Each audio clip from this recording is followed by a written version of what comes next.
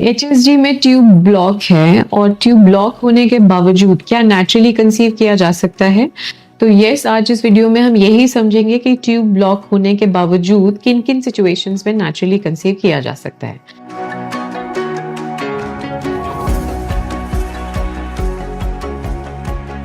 नमस्कार, मैं doctor Diksha Tiwari, fertility specialist and IVF consultant, New Hope IVF Indore. HSG यानी hysterosalpingography. Hystero means uterus, salpinx means fallopian tube. ये जो test है यानी HSG जो टेस्ट है वो करवाया जाता है यूट्रस एंड फेलोपियन ट्यूब का स्टेटस जानने के लिए यदि प्रेगनेंसी नहीं हो रही है। ये एक बेसिक इनिशियल टेस्ट है जो गायनेक्स भी एडवाइस करते हैं अपने पेशेंट्स को कि हम चेक कर लेते हैं कि ट्यूब्स खुली हुई हैं कि नहीं और यूट्रस में कुछ प्रॉब्लम तो नहीं है, जैसे कोई पॉलिप है, फाइब्रॉइड है या एनाटॉमिकल डिफेक्ट है या फिर सेप्टम या झिरी है। ये यूट्रस के बारे में पता चलता है और फेलोपियन ट्यूब्स के बारे में पता चलता है कि उसमें कोई गठान या कुछ ऐसी टीबी की गठानें तो नहीं दिख रही हैं, स्पिल है कि नहीं या उसमें ब्लॉक है कि नहीं। तो इसको करते कब हैं और इसका प्रोसीजर क्या है? बेसिकली जो HSG टेस्ट है वो पीरियड आने के बाद और 10 दिन के अंदर अंदर, मतलब पीरियड आने के शुरू के 10 दिन के अंदर अंदर किया जाता है।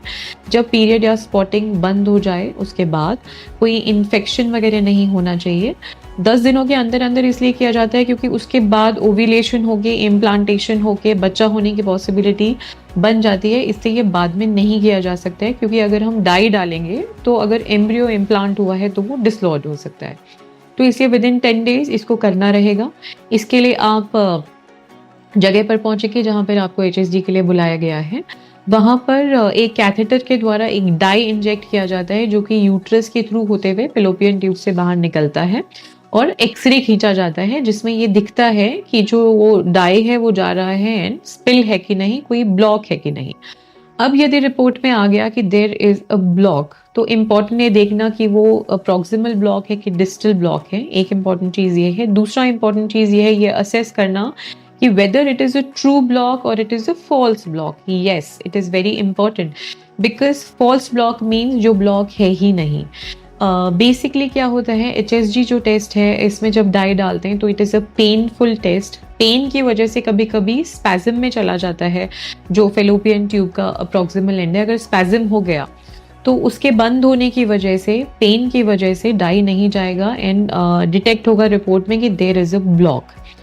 या फिर ऐसी सिचुएशन हो सकती है there may be a true block जिसके साथ एसोसिएटेड फैक्टर्स हो सकते हैं कि डिस्टल ब्लॉक है, कुछ किंकिंग है, कुछ और टीबी की गठानें भी दिख सकती हैं। ऐसी सिचुएशन है तो अगर ये रिपोर्ट आ रहा है तो इसको लैप्रोस्कोपी से कंफर्म किया जा सकता है कि which kind of block it is, जिसमें हम एक लैप्रोस्कोप डालते हैं अब्डोमेन से और देखते हैं कि जो ट्यूब है उसके चारों तरफ कोई एडेशंस तो नहीं है, कोई इन्फेक्शंस जैसे क्लेमाइडिया के साइंस या टीबी के साइन तो नहीं है उसमें, जिसके लिए टिश्यू भी लिया जा सकता है जिसको हिस्टोपैथ के लिए भेजा जा सकता है या कल्चर के लिए भेजा जा सकता है कोई टिश्यू लेके। अगर ऐसी सिचुएशन है या मिनिमल टू माइल्ड एंडोमेट्रियोसिस हो सकती है जिसकी वजह से किंकिंग है, टिल्टेड है ट्यूबोवेरियन एनाटॉमी डिस्टॉर्टेड है, जिसको रीस्टोर किया जा सकता है लैप्रोस्कोपी द्वारा एट द सेम टाइम।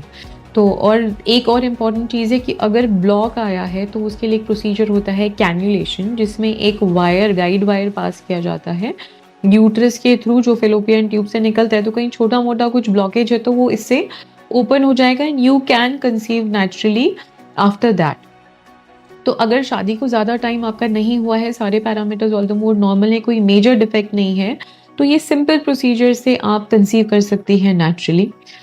अब यदि लैप्रोस्कोपी में ये दिख रहा है कि ट्यूब डैमेज है या खराब है या उसमें हाइड्रोसैल्पिंग्स है या टीबी के लक्षण दिख रहे हैं तो हमको उसी टाइम पे उसको करेक्ट कर देना चाहिए। बिकॉज कई बार हम ये देखते हैं कि कई बार पेशेंट हमारे पास ऑपरेट होने के बाद आते हैं कि लैप्रोस्कोपी करवा लिया और उसके बावजूद अभी हमको दिख रहा है स्कैन में कि हाइड्रोसैल्पिंग से या ट्यूब में पानी भरा हुआ है। तो कई बार हमको दोबारा लैप्रोस्कोपी लेना पड़ता है उन पेशेंट्स का, क्योंकि यदि ट्यूब डैमेज हो गई है या उसमें पानी भरा है किसी भी वजह से, किसी इन्फेक्शन टीबी की वजह से, तो उसको यदि हम ऐसे ही छोड़ देंगे और उसके बाद यदि हम IVF भी कर रहे हैं तो उसका भी सक्सेस रेट डाउन हो जाता है अगर वो पानी वहीं पर पड़ा हुआ है, because that is an embryo toxic material जो कि टॉक्सिक है भ्रूण के लिए। तो यदि हम कोई भी प्रोसीजर कर रहे हैं किसी भी पेशेंट में, तो at the same time we have to look for any abnormality, any pathology, और सिर्फ डायग्नोसिस के लिए लैप्रोस्कोपी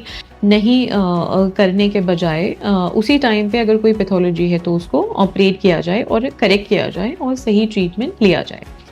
तो इसमें एक इम्पॉर्टेंट चीज़ ये समझने की है आज कि सिर्फ HSG के बेसिस पे ट्रीटमेंट ऐसा नहीं है कि हाई एंड ट्रीटमेंट ही लगेगा, बिकॉज ये एक बहुत बेसिक टेस्ट है। अगर कुछ बड़ा इशू नहीं है तो you can go ahead for natural conception also, but important है discuss your file, your profile with your doctor, because हमेशा treatment is always individualized based on आपके हस्बैंड के पैरामीटर क्या है, आपके पैरामीटर क्या है और एसोसिएटेड फैक्टर्स क्या हैं, ये सब प्लान करके एक ट्रीटमेंट जो इंडिविजुअलाइज्ड बेसिस पे होता है, that is the best treatment. Thank you.